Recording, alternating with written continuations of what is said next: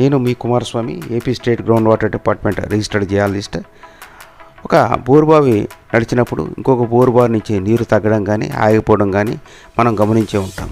దీనికి ప్రధానమైన కారణం రైతు సాధారణంగా తన చుట్టుపక్కల రైతులు బోర్లు సక్సెస్ అయినప్పుడు దానికి సమీపంలోనే కనీస దూరం కూడా మెయింటైన్ చేయకుండా బోరు డ్రిల్లింగ్ చేయడం జరుగుతుంది.